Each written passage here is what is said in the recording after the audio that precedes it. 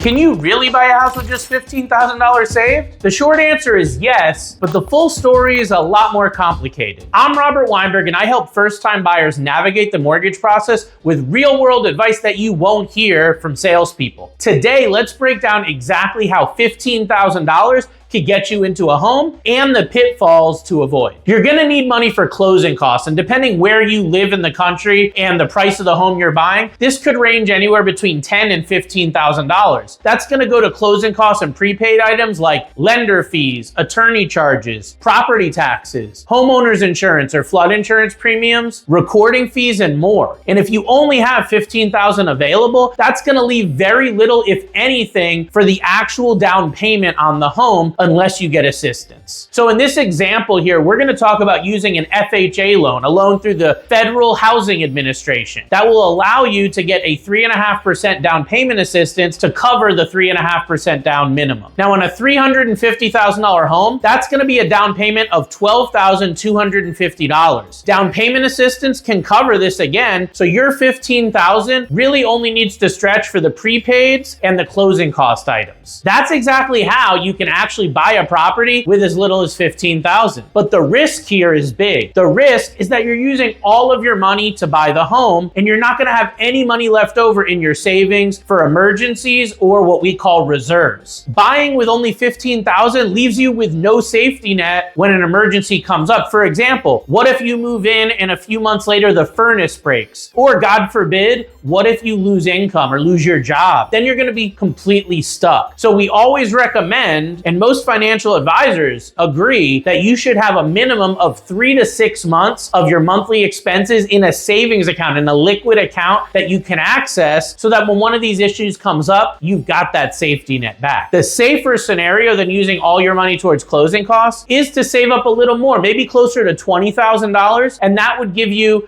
$15,000 towards closing and then $5,000 towards reserves. That'll get your emergency fund really started with a couple months of that reserve. This is gonna give you the cushion that you need so that you're not completely house poor immediately after closing. Something that I see happen with a lot of people is that they buy their first home and they think they're in a good financial position, but then something does come up, couple hundred here, 1,000 there, and next thing you know, you're relying on personal loans, credit cards, or needing to beg family for help with finances right after moving in. So by having that reserve, that emergency fund established, you won't need to worry about this. It's not a matter of if, it's a matter of when one of these emergencies is gonna come up. So a couple considerations for you to think about. The first thing is the type of loan that you're taking. FHA is definitely the most common to be used with down payment assistance. However, there are other programs like VA loans or USDA programs that don't require down payments whatsoever. These programs you have to qualify for. So for VA, you have to be either a veteran or a spouse of a veteran. And for USDA, it's based on your income and the geographic location of the property. So if you're eligible for one of those, that can work great. But for our example in this video, we're talking about FHA, which is the most common. Now, the down payment assistance programs, they vary by state. So all different states have different options available, and some lenders have their own down payment assistance as well. But it's important to note that with down payment assistance, not everybody qualifies. Some of the programs are just for certain areas, and some of the programs have income limitations where if you make too much, you're not able to qualify for those assistance programs. And for all loans, you're gonna still need somewhat decent credit, and you're gonna need stable income in order to get approved for that loan. So here's the hard truth. Yes, $15,000 can get you in the door for your first property, but just because you can